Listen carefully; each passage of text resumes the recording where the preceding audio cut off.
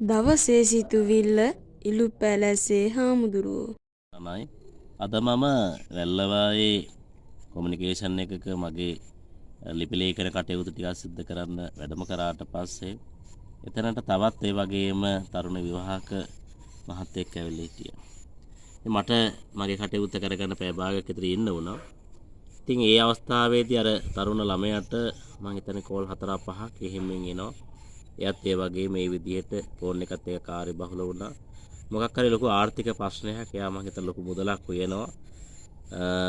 තමන්ගේ හෝ නැත්නම් තමන්ගේ පවුලේ කෙනෙක්ගේ රත්තරන් බඩු වගේක් බේරන්න. ඉතින් ඒ කාරණාවේදී එහෙන් කෝල් මෙහෙන් කෝල් ගොඩාක් එනවා. ඉතින් ඒදී හරි අසරණව ඒ තරුණයා ඒ පුද්ගලයා හදිස්සියකට මුදල් හොයන කතා බහක් තමයි ඉතින් අපිට ඇහුනේ. අපි අහුම්කම් දුන්නා නෙමෙයි. ඉතින් ඇහෙනවා ඉතින් ඒ පොදු තැනෙන් කතා කරනකොට.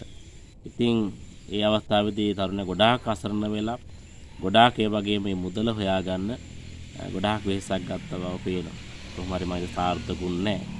මේකෙන් ඇත්තට මට දැනුණ දෙයක් තමයි අපි මොනවා බලාපොරොත්තු වුණත් මොනම දෙයක් ඒ වගේම අපි ඔළුවේ තියාගත්තත් මොන හීන තිබ්බත් සමහර දේවල් ඉෂ්ට කරගන්න අපිට ඒ පින නැත්නම් භාග්‍ය වාසනාව නැහැ.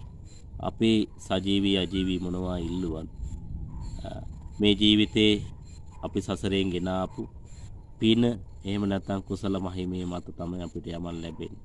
සා ඔබ දෙවියන්ගෙන් බුදුන්ගෙන් ඒ වගේම ඉල්ලන එක ඒක අපේ ආගමෙන් අපිට ඒ වගේම එකට දැනෙච්ච දෙයක්.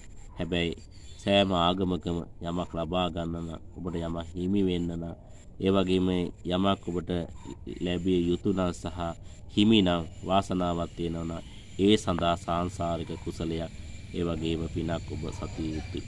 ඉතින් ඒ නිසා පුබ්බේහිත කත පුඤ්ඤත ඒ නිසා ඔබ වඩා පිනට දහමට නැඹුරු වෙන්න සෑම ආගමකම හොඳ යහපත් ගුණධර්ම කියලා දීලා තියෙනවා. ඒව ජීවිතයට එකතු කරගන්න. අන්න එහෙම පිනෙන් ඒ වගේම කුසලයෙන් තමන්ගේ හොඳ ප්‍රතිපත්ති ආරසා කරගෙන ඉදිරියට යනකොට ඔබට ලැබෙන්න තියෙන යමක් නැත්නම් ඒ ලැබේ.